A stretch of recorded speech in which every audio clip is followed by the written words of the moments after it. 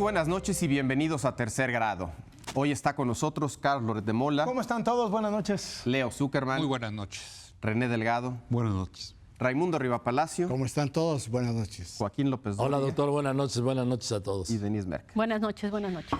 Bien, pues estamos casi a un año de la elección, del triunfo de Morena y de su candidato presidencial Andrés Manuel López Obrador. Y es un momento, pienso, propicio para hacer una suerte de evaluación de lo que hemos visto en este año y sobre todo en los 7 meses que va el gobierno. Carlos, empecemos por una descripción muy breve. ¿Qué sella, qué distingue este inicio de gobierno frente a otros que has vivido tú en tu trayectoria como periodista? Fíjate, doctor, que si tuviera que escoger algo que marca una diferencia y que es a su vez representativo de las muchas otras diferencias que hay, por lo menos de forma, ya veremos si de fondo, escogería yo la conferencia mañanera del presidente. La conferencia mañanera del presidente es un ejercicio de poder, es una reunión de gabinete, es también un girar instrucciones, porque pues, lo que sabemos es que los secretarios la ven fundamentalmente para enterarse qué es lo que tienen que hacer ese día. Es marcar la agenda, es confrontarse con la crítica y con la oposición. La inmensa mayoría de las cosas que suceden en el mundo de la política, de la economía y de la gestión de gobierno, incluso particularmente del estilo personal de gobernar del presidente, parten y tienen, llamemos ese imán, ese centro de poder en la conferencia mañana. ¿Dirías conceptualmente que es la exposición pública que no habías visto en otros gobiernos? ¿La exposición pública del presidente y su gobierno? Más que eso, doctor, porque, como decía, no es solamente la exposición pública del gobierno, es también el ejercicio mismo del poder. Público. Tú lo que ves ahí en público, es una caja de pero cristal. ves todo lo que es Andrés Manuel López Obrador, todo lo que es para bien y todo lo que es para mal, se sintetiza cada mañana en un par de horas. Denis. Yo te diría que es la intensidad. Y en ese sentido, por eso sí lo retomo desde el día que fueron las elecciones. Lo primero creo que nos sorprendió, bueno, a mí me sorprendió, fue que a diferencia de otros presidentes que ganaban el día de la elección y luego pues como que había este periodo largo que se tomaban pues para hacer sus cosas y demás, aquí lo primero que nos tocó a contrapié es que empezó al día siguiente. Esta intensidad, y yo retomaría intensidad, prisa y exposición. Las tres que están íntimamente relacionadas me parece que son esta característica de este gobierno que no habías visto en otros. No lo había visto en ningún otro. Joaquín. Leopoldo, yo quiero coincidir en el tema que señaló Carlos. Para mí, lo que ha distinguido a este presidente de los que yo he visto pasar, de los arranques de gobierno que he visto, que no sé si para bien o para mal han sido muchos, es la mañanera. La mañanera es su principal herramienta de gobierno. Es más que una conferencia de prensa. Vamos, no es una conferencia de prensa, Leopoldo. Es plaza pública, es políticas públicas, es anuncios, es señalamientos. La mañanera es donde se ventilan los problemas, donde él pone tema, donde quiere que se fije la atención. En estos 208 días, lo único que no ha pospuesto jamás ha sido la mañanera. Y otro punto fundamental en esto es la cercanía que tiene con la gente y lo cómodo que se siente. En la mañanera es su escenario, es su herramienta, pero su escenario favorito sigue siendo el del mitin, el de la plaza pública, el del templete. Bueno, yo destacaría a Andrés Manuel López Obrador. Yo creo que a mí no me había tocado ver una centralización del poder como la que hemos tenido este último año. Yo creo que él es el genio y la figura de la política mexicana.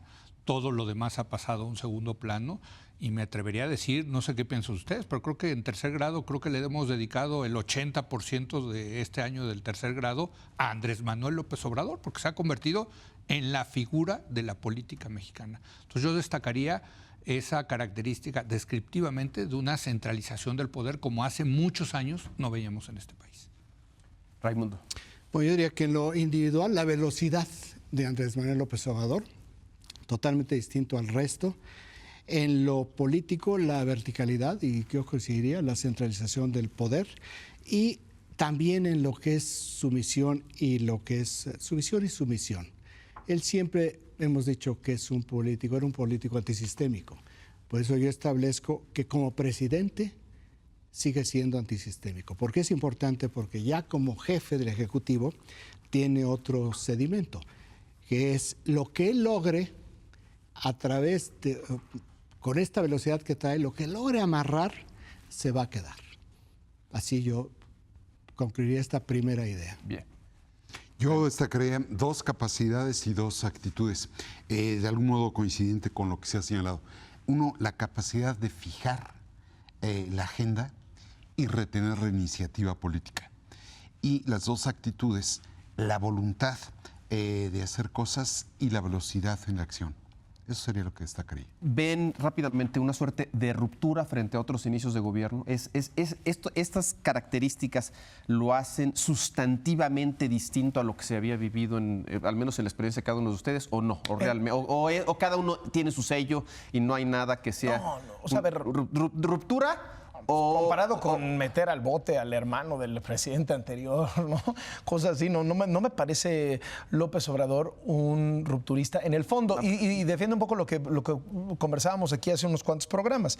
Creo que en la forma muchísimo. Es decir, este tema de la austeridad, de acabar con los lujos, eso ya se quedó para siempre en el ejercicio del poder. O sea, yo quiero ver al valiente que compre el próximo avión presidencial. Sin duda. En las dos. Sin duda. ¿Ruptura en fondo y forma? De fondo, forma y de personaje.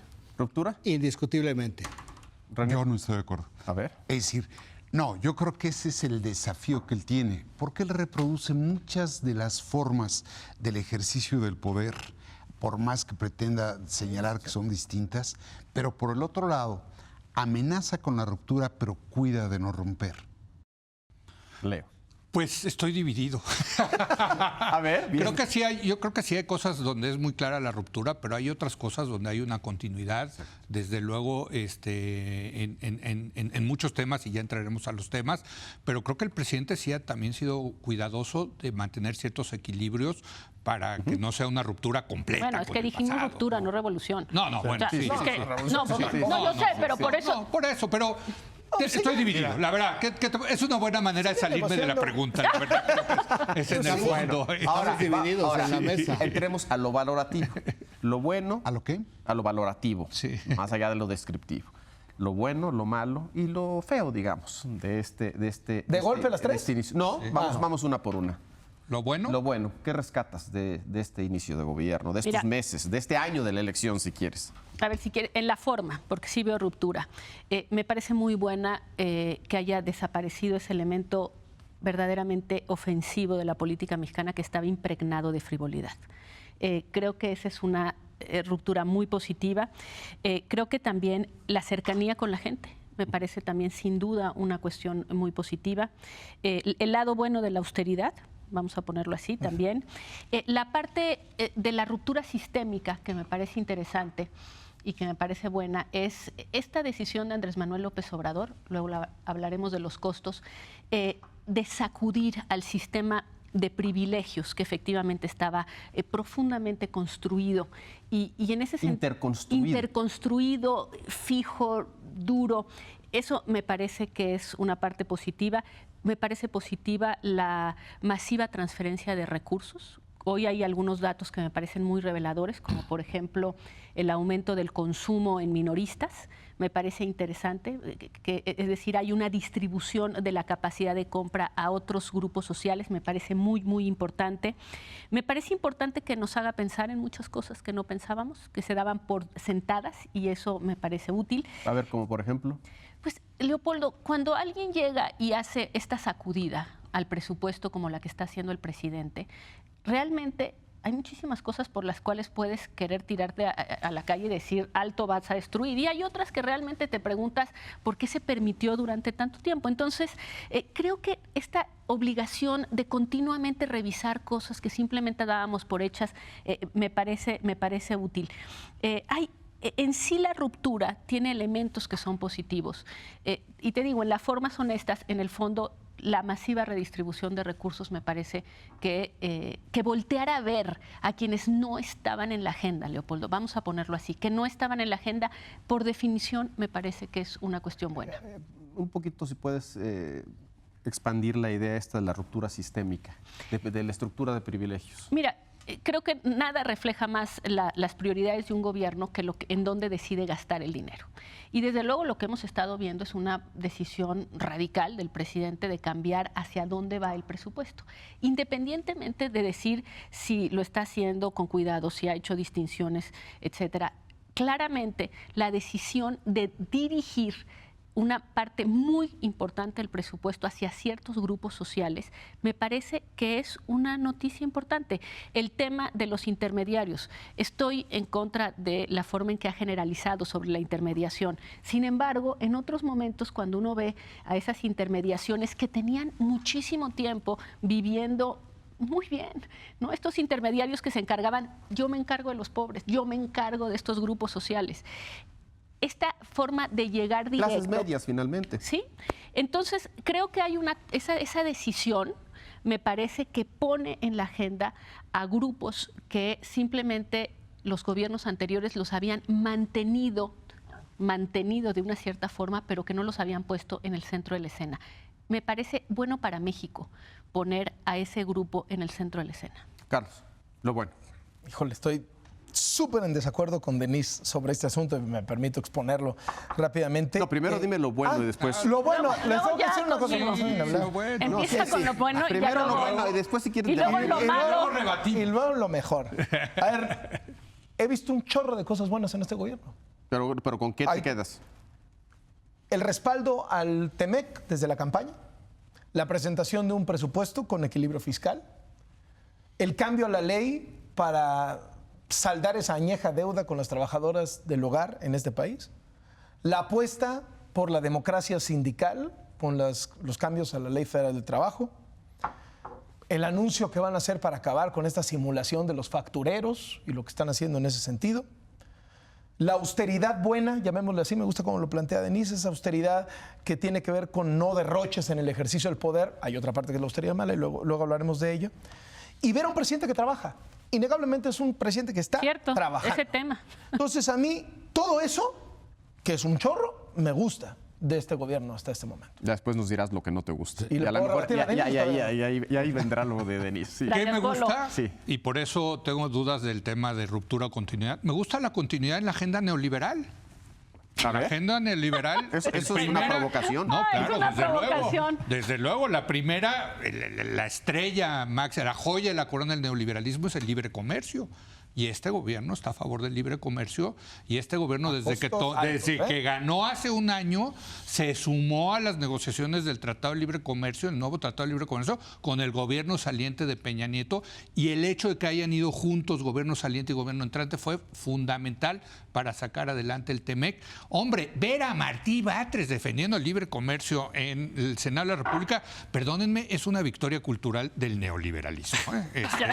Así lo veo. Mañana va a contestar. O la aceptación de una realidad ineludible. Segundo tema, exacto, pero es parte de la agenda neoliberal.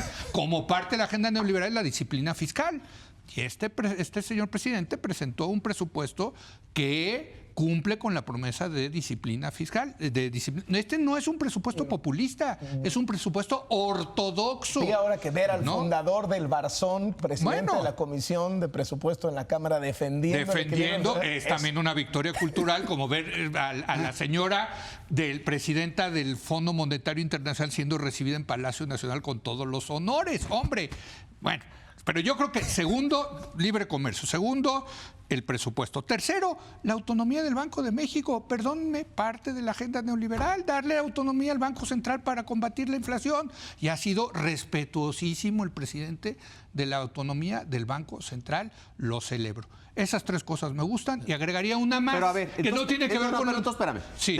¿Te gusta la continuidad? ¿No ¿En eso? hay nada de la ruptura que te guste? Sí, ahí voy con una más. A ver, viene. El incremento de los salarios mínimos. Me Claro. parece que es una muy buena noticia. Los salarios mínimos efectivamente se habían rezagado con la productividad marginal del trabajo.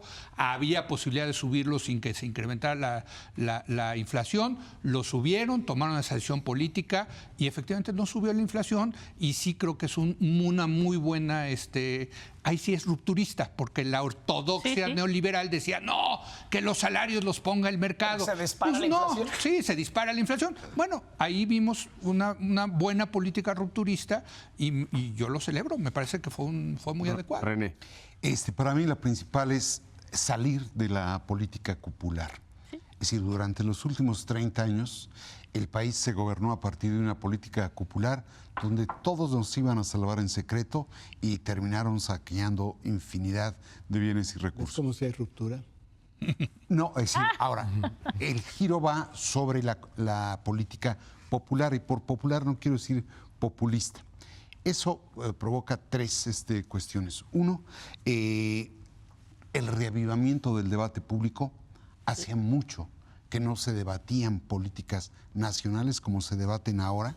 Dos, el sacudimiento de la política, de las estructuras políticas tradicionales. Y tres, el arrojo en el ejercicio del poder. Había mandatarios que llegaban a hacer el ejercicio de no poder. Raimundo.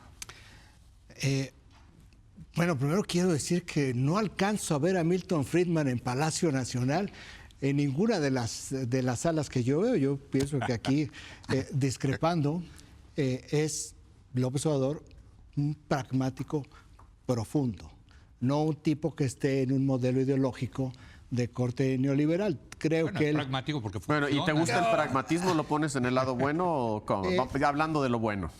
Hablando de lo bueno, creo que es muy importante tener un presidente que sea pragmático y que teniendo un líder que es muy fuerte, que creo que también entra en la parte buena, que al mismo tiempo no entre en un dogmatismo y que pueda actuar perfectamente entendiendo cuál es una realidad en relación con Estados Unidos y en relación con el control macroeconómico de la economía, entendido que si no hace eso, pues simplemente todo lo que quiera hacer va a ser imposible que lo conquiste. Creo que también hay de los grandes atributos las cosas muy buenas es la vigorización del debate público que nos ha obligado y nos introduce un desafío a cómo cambiar nuestras formas de análisis para poder entender lo que él está haciendo.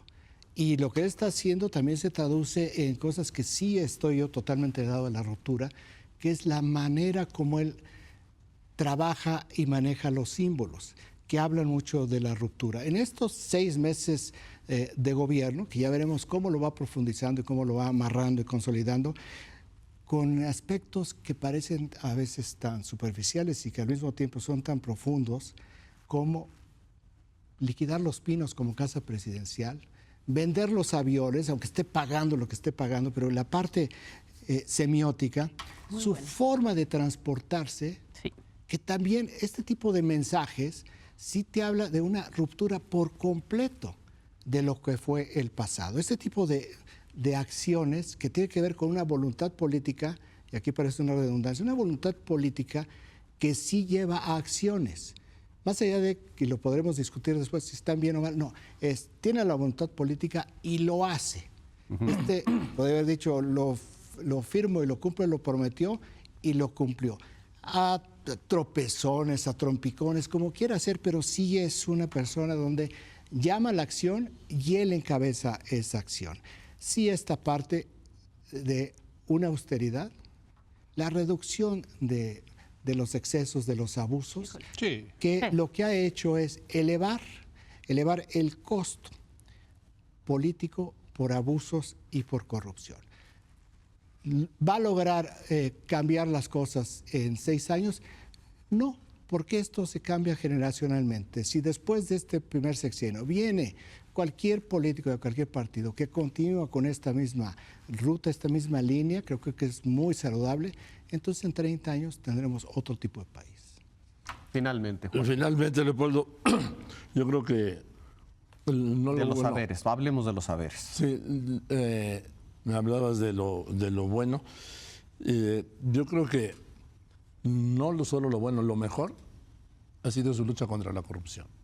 Hacer de la lucha contra la corrupción el eje del gobierno. Y la lucha por la corrupción pasa por algo que todavía no se ha cumplido, que es la impunidad.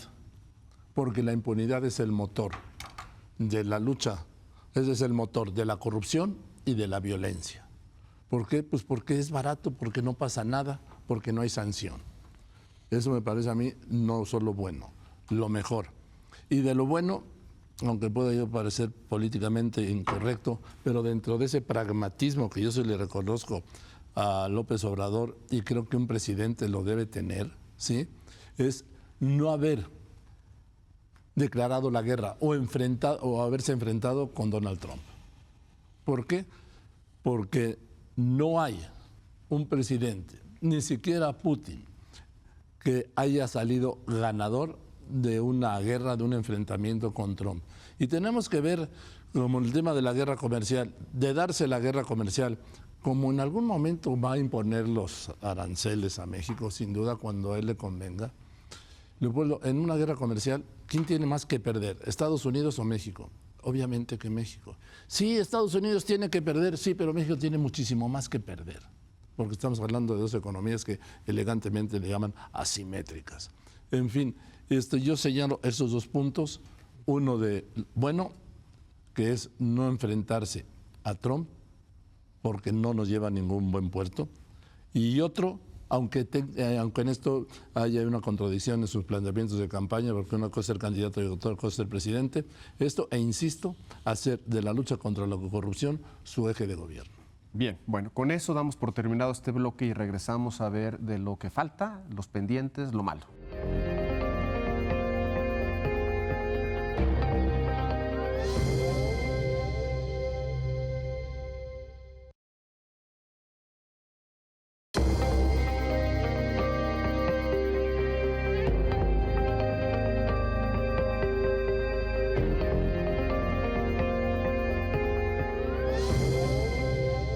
Carlos, decía Denise, en lo bueno fuera la frivolidad, la autenticidad como cosa buena, la masiva transferencia de recursos a la gente más pobre y no por intermediarios, que son clase media al final de cuentas, la cercanía con la gente, la ruptura sistémica. Y en algún momento dijiste, estoy profundamente en desacuerdo con Denise. Sí, es el momento de decir por qué. En dos cosas centrales de las que dijo Denise. La primera es esto de que rompe con las élites. Yo veo muchas evidencias de que López Obrador se entiende muy bien con las élites, se entiende muy bien con las élites sindicales, pues ahí están sus arreglos con el Napito, con la CENTE, con el Bester, se entiende muy bien con las élites económicas, se entiende muy bien con las élites políticas, sus favoritos han quedado en la Suprema Corte, está a punto de quedarse con también su favorito dentro del PRI, es decir, no veo ese rompimiento con las élites desde ese punto de vista. O sea, veo por el contrario que las élites siguen teniendo acceso, privilegio, diálogo, nivel,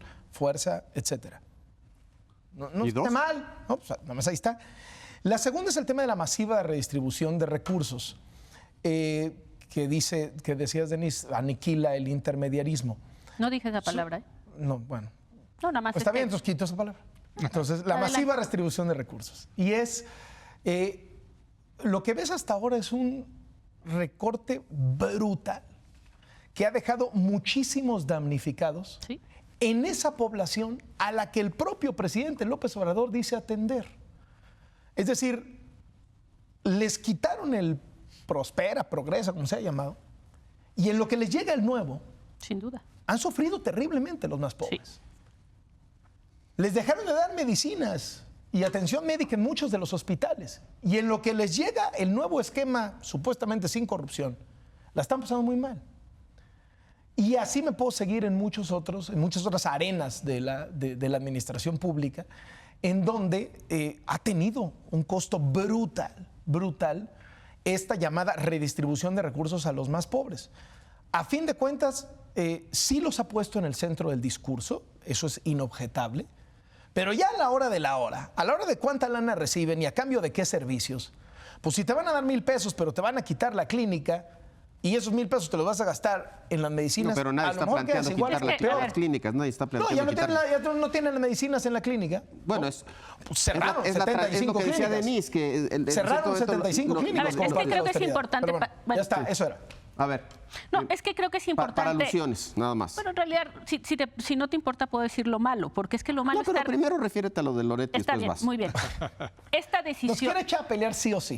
A ver, en el tema de lo malo, si me permites, la prisa que es al mismo tiempo un ejercicio de poder y no de no poder, que me gustó muchísimo como lo dice René, pues evidentemente la prisa ha tenido estas consecuencias, porque lo que podrías, la misma cosa que está haciendo, si la hubieras hecho sin prisa, en otra velocidad, pues te hubiera dado tiempo, paulatinamente, te hubiera dado tiempo de no hacer esas cosas, como efectivamente quitar las clínicas que estaban relacionadas con el programa de Progresa, que se llaman unidades de bienestar, y cambiar, y de repente entonces durante un tiempo no pasa nada. Entonces, la acción esta de poder y de no, a diferencia de las otras de no poder, ha tenido costos, y esa sí es la parte mala. El costo tiene que ver con dolor. O sea, la sociedad en estas decisiones que desestructuran toda una serie de cosas que existían, ha provocado dolor. Y el dolor es pérdida de empleos, desaparición de muchísimas cosas, porque la masiva cambio del recurso, pues sí está beneficiando a unos, pero claramente deja a otros que estaban acostumbrados o que habían vivido recibiendo recursos sin esos recursos. Entonces no hay duda, hay un costo. Me queda a mí la impresión de que el presidente considera que ese costo vale la pena pagarlo. Eso me queda claro, pero hay que ponerlo en el lado. Porque no hay otro camino más que el de rompe y rasga, digamos, el de que sea de golpe. En ese sentido, creo que nos engañó cuando vino aquí y dijo lo de la cuarta transformación, que yo la verdad solamente en el transcurso de los meses que siguieron a su triunfo y a su gobierno, me quedó claro que no era una hipérbole gigantesca, sino que en realidad está así de entrar al tema armado. Es decir, cuando hablaba, ¿te acuerdas? Tú le preguntaste cuando estuvo aquí, ¿cómo comparar estas elecciones con la independencia, la reforma y la revolución? En todos esos casos hubo mucho dolor en la sociedad. Bueno, a mí me parece que esta redistribución de los recursos del presupuesto, como la está haciendo, con la radicalidad con que la está haciendo, dejando a sectores enteros sin recursos públicos, tiene dolor. Ahí sí que, digamos, no nos engañó con ponerle este título rimbombante. Bueno, nada más, pues sí, el de la cuarta transformación, que parece, bueno, me parece malo la incapacidad que se ha visto en el tema de inseguridad. No vemos nada claro. El tema de la transferencia, que le veo positivo, veo el lado negativo de que pueda ser utilizado para fines electorales. O sea, es una duda, digamos, este tema de saltarte a todas las intermediaciones, me parece que esa es la parte. Y luego me parece negativo el manejo del encono como un instrumento de gobierno. Es decir, este continuo enfrentamiento, en algunos casos me parece totalmente innecesario de tener adversarios en el lenguaje y en la parte esta para ir avanzando. Me parece que esas son... Es que cada parte de lo positivo tiene un elemento que podría contrarrestar en lo negativo. Como decíamos, la austeridad, que nos parece tan buena en un tema, en otros momentos ya uno no sabe si en realidad es la destrucción de instituciones, como por ejemplo el planteamiento del Instituto Nacional Electoral, que dices, no, pues sí, se le baje el costo, pero ¿hasta dónde se le baja? Hasta el grado de llegar a perder quizá una de las cosas más importantes, que es que tengamos elecciones en donde se cuentan los votos y se cuentan bien. Se le puede bajar muchísimo, pero hay un punto en donde ya destruyes. Joaquín. Mira, Leopoldo, yo primero quiero hacer un comentario de lo que hace Loret. Dice que el presidente se entiende bien con las élites financieras, con las élites sindicales. Yo creo, estando de acuerdo en eso, quienes se entienden bien con el presidente son las élites. Yo también creo.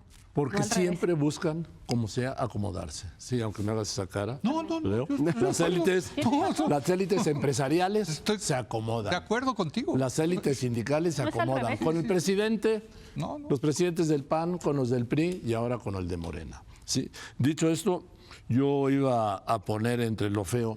No, en lo malo. Sí, voy a poner lo del encono que dices y el provocar y el dividir, pero ahora voy a eso. Nada más quiero señalar esto.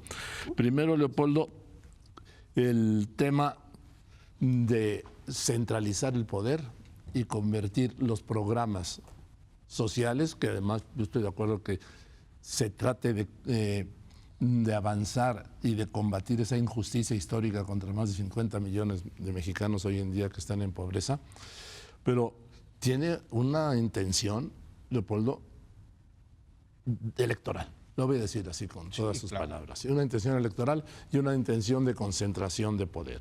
Soy yo, no quiero intermediarios. ¿Qué ocurre? Desaparecen las 320 estancias infantiles. ¿Qué ocurre? viene una recomendación de la CNDH y el gobierno la ignora. Una recomendación de la Comisión Nacional de los Derechos Humanos. Desaparecen los centros de atención a las mujeres y niños maltratados y víctimas de la violencia. ¿Cómo se puede atender con una mensualidad? ¿Cómo se puede proteger a esas mujeres y a esos niños? Pero no Pero desaparecieron. no desapareció. No desaparecieron. Se echó para atrás en eso. Sí, Bueno. ¿no? Sí, sí. ¿Se echó para Ahí, atrás? ahí sí hay medio reversa. No, no desapareció. En las casas refugio. Así es, se quedó. Bueno, entonces estoy mal informado. Pero qué bueno que todos están muy bien informados. ¿Tú Yo tienes tampoco otros datos? sabía. Yo Ya no tampoco quise citar esa frase. Sí. Ya tengo otros datos. Yo no tengo otros datos, pero en fin, Leopoldo. Pero el punto es, se centraliza el poder y esa ausencia de intermediarios permite una vinculación directa entre el líder y la gente, y eso tú le ves un uso electoral. Le O veo, potencialmente un uso electoral, diría. potencialmente un uso electoral, y si no lo hiciera él, lo van a hacer los suyos. Lo malo es que yo veo un presidente que ha salido muy eficaz para la destrucción y hasta ahora no nos ha exhibido sus cualidades de construcción. Se despacha la reforma energética, pero lo que tenemos ahorita son apagones en el sureste del país. En Yucatán, ¿no? Dice que acaba la corrupción, pero pues sufren los artistas, los científicos, hay desabasto en los hospitales, hay un presupuesto público que no se ejerce y tiene paralizada a buena parte de la economía, y esto se refleja ya en las cifras, hay comunidades a las que no llega nada, etcétera, lo que decíamos. Se despacha el neoliberalismo Perdón, y Peña sigue bailando, ¿eh? y Peña baila. En temas de corrupción. Y Peña baila. Dice que acaba con el neoliberalismo, destruye el neoliberalismo, pero lo que tienes es a un Pemex ahogado, a unas calificadoras bajándonos las calificaciones, poniendo en perspectiva negativa el futuro. Destruye el aeropuerto, pero lo de Santa Lucía sigue siendo una quimera y minuto a minuto salen más y más y más complicaciones. Destruye la reforma educativa y termina arreglándose con la CENTE, con el Bester y con el sindicato. Dice que cambia la estrategia y desecha la estrategia en materia de seguridad, destruye las corporaciones que había antes, crea la Guardia Nacional. La Guardia Nacional apenas va a empezar a funcionar el 30 de junio. Necesitamos unos cuantos días de que empiece a jalar, y mientras lo que has tenido es pues, una cosa cada vez más violenta, rompiendo todos los récords. En síntesis, esto de la cuarta transformación para mí sigue siendo hasta este momento propaganda. Tiene su derecho a hacer su propaganda y vender su camello, está bien.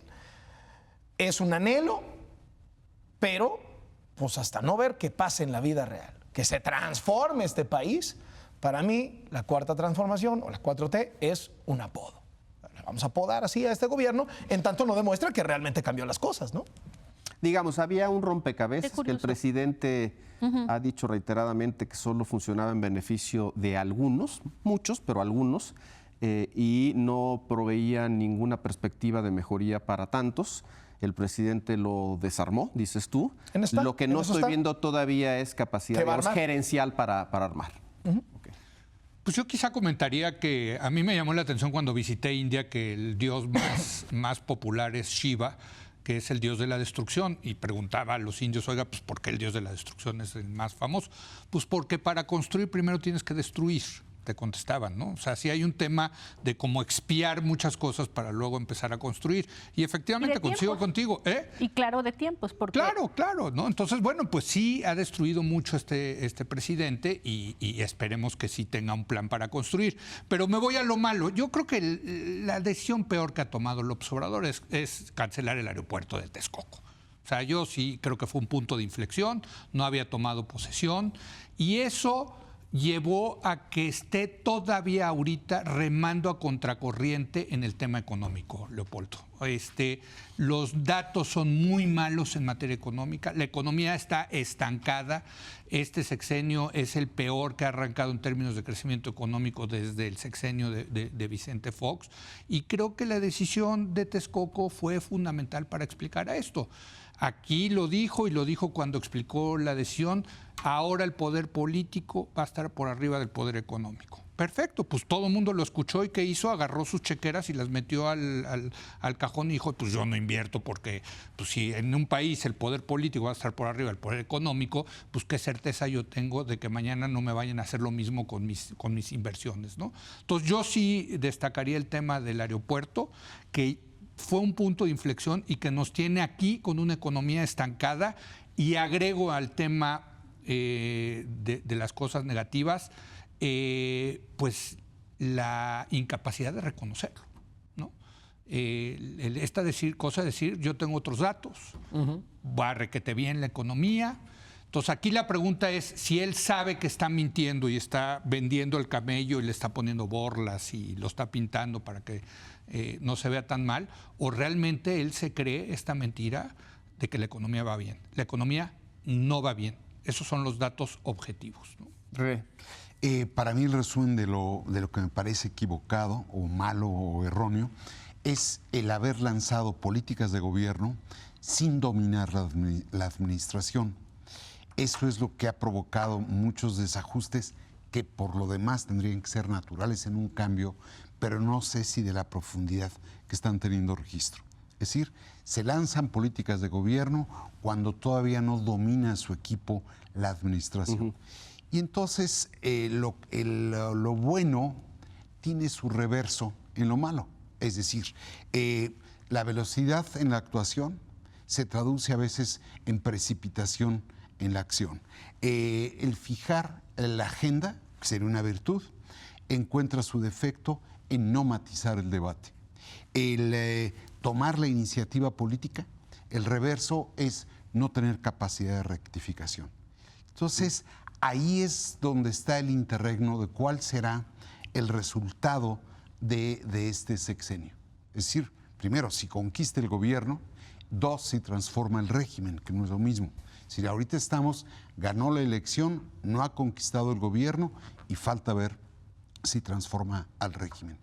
Pero aquí es donde el tiempo va a comenzar a presionar, porque se generaron muchas expectativas sin tener plena claridad del equipo, del tiempo y de los recursos con que se contaba para darle satisfacción a ellas. Bien, finalmente, Raimundo.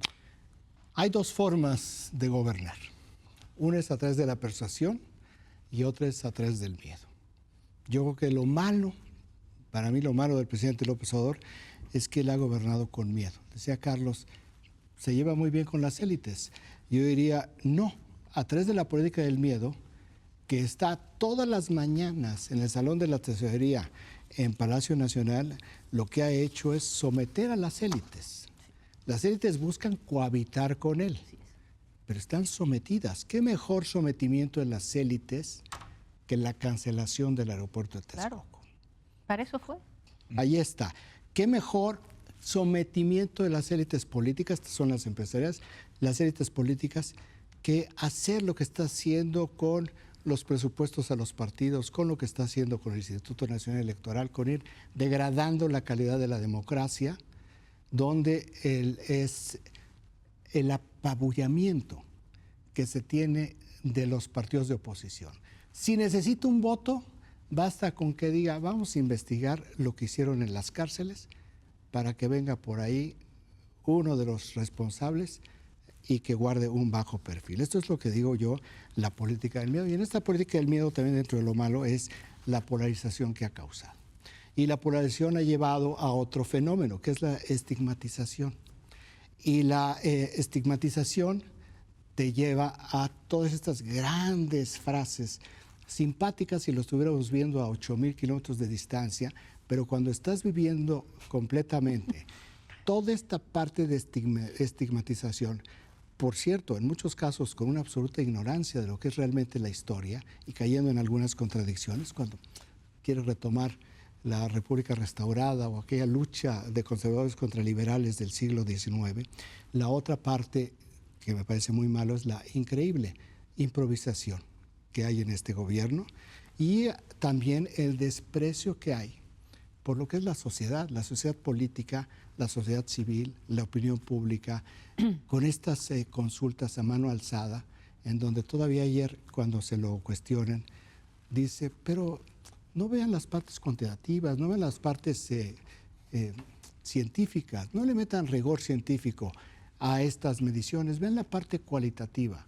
Y la parte cualitativa son cientos de personas en un mitin político en Tabasco diciendo sí apoyamos una política pública. Esto es una burla que hace para con todos los mexicanos. Otra parte mala que yo veo es el dogmatismo en este criterio de la austeridad. Así como es muy bueno en alguna parte, tú decías, tiene cara inversa. Es muy buena. Es muy buena esa parte de la austeridad. También hay una parte de dogmatismo en la cual la austeridad tiene mucho que ver, que es lo que estamos observando, en de qué manera voy a financiar mis 3 sueños.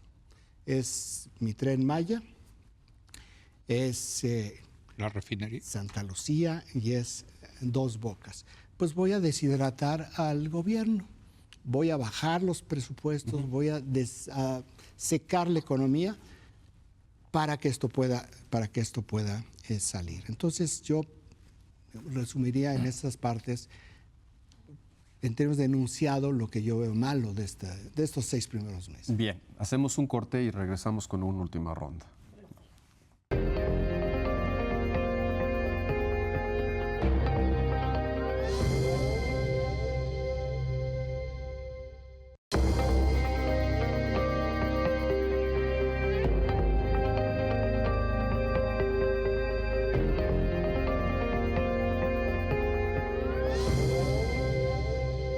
Bueno, vamos ahora a cuestiones, digamos, de qué no te gusta, pero más allá de la sustancia, en la forma de gobernar.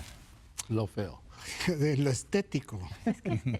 Es que realmente aquí lo estético sale sobrando. Anda. Bueno, no, Gracias. diría, no quisiera yo decir eso, pero de otra manera no tengo manera de responderlo. Yo diría lo feo, el encono que ha generado en la sociedad. Me parece que esto es algo fundamental. No es nuevo. Lo hizo en Tabasco a mediados de los 90, lo hizo a principio de este siglo en el gobierno de la Ciudad de México. Ahora simplemente es presidente de la República, tiene una exposición nacional, pues entonces el encono nacional sí le sirve, porque él a través de este tipo de polarización y encono, él tiene el control político total del país. Creo que el encono lleva a él a hacer una serie de difamaciones contra todos los sectores. Difamaciones que las deja y que se quedan, nunca se prueban, o hasta este momento no se ha probado ninguna de las difamaciones, pero ¿qué es lo que llevan a linchamientos sociales? ¿En qué momento el linchamiento social con la polarización y el encono va a brincar a otro estadio? No lo sabemos, pero si brinca, nadie lo va a poder frenar. Feo. Ahí pasaría el terreno de lo malo. De lo pésimo. No, esto ya está en lo malo, sería pésimo. Estábamos en lo feo, ¿no? Estamos en lo feo. Sí. Quedémonos en lo feo, no vayamos, no avancemos. Sí. Lo que yo veo... Tengo solamente unos 8 minutos para toda esta ronda. 8 minutos me sobran. ¿Qué tal? Bien.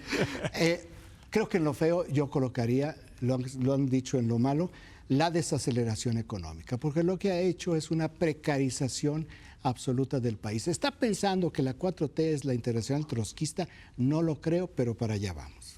René. Híjole, primero una aclaración a Leo y a Carlos, porque dicen que Peña baila. Baila. Nos bailó más bien. Y sigue bailando. No, pero no sé. En una danza bailó. eterna. Así es. Lo feo, mira, me preocupa que bajo el disfraz de una humildad se vayan a construir nuevas formas de soberbia. Es decir, ya no habito una residencia, ocupo un palacio. Nada más para tratar de resumir. Yo soy capaz de fijar temas que son meramente distractivos para no tratar lo profundo. Eso que, por eso digo, son el verso y el reverso de cualidades y de deméritos. Eso es lo que a veces me preocupa. Yo ya no traigo escolta, pero sí traigo escolta. Es decir, yo ya viajo en vuelos comerciales, pero en el fondo es una forma de ejercer la la soberbia, me preocupa la frontera que hay en todo eso. Joaquín. Leopoldo, yo creo que lo feo es esa capacidad que tiene de dividir. Lo suyo es el conflicto. Lo fue siempre, mencionabas Tabasco, lo fue en el 2000, lo fue en el 2006, lo fue en la campaña del 2012, lo fue en la campaña del 12 al 18, el conflicto. Pero el conflicto es para el candidato de oposición. El conflicto no puede ser una herramienta de gobierno de un jefe de Estado, de un jefe de gobierno, del presidente de la República. Y luego vienen las descalificaciones que mencionabas efectivamente. Viene insultos, viene el trato de el que no coincide con él es su adversario. El que no es fifí, y ayer puso todos los sinónimos de fifí, que son una serie de descalificativos inaceptables desde un presidente de la República que tiene como uno de sus recursos más reiterados el de el fifí.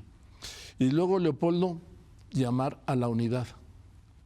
Desde este basamento de conflicto y descalificación, es muy difícil llamar a la unidad cuando quienes difieren de él son sus adversarios. Leo. Pues mira, yo comencé cuando nos preguntaste sobre la descripción hablando de la centralización del poder en la figura del presidente, y a mí eso es lo que me parece más feo de este gobierno, porque yo no creo en los gobiernos del hombre fuerte, creo en los gobiernos de las instituciones, no de los gobiernos del hombre que puede cambiarlo todo, y creo que es feo, uno, porque es falso. Un hombre no puede cambiar un país, perdón, no hay manera, ¿no? Y sobre todo un país tan complejo como México, ¿no?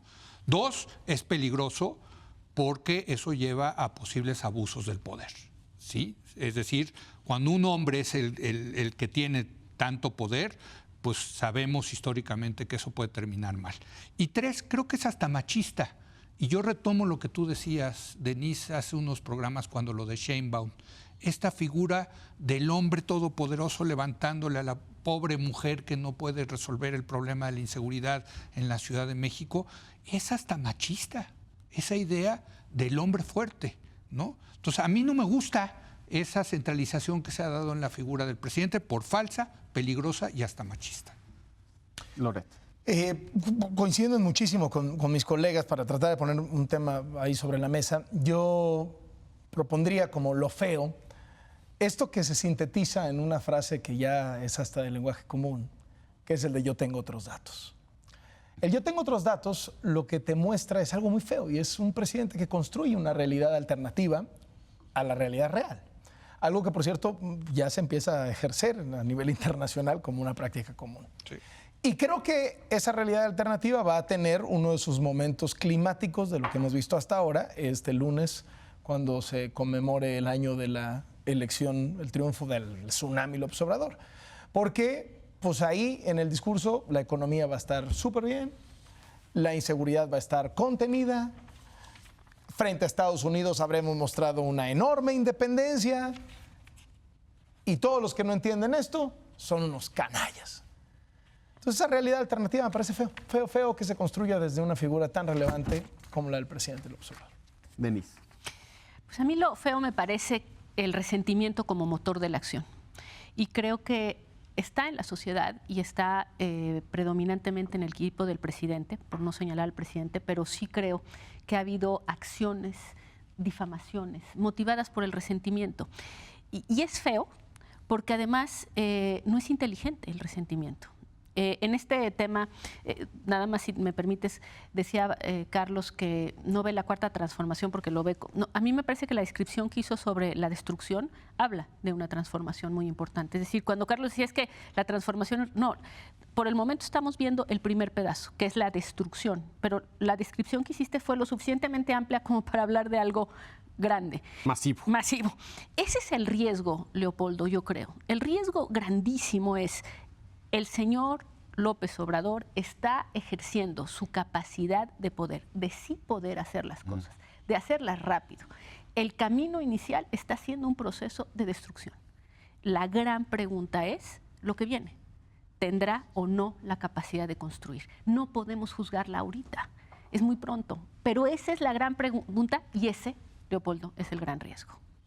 Muy bien, pues para bien o para mal, este programa ha concluido y lo esperamos el próximo miércoles en este mismo espacio. Muchas gracias.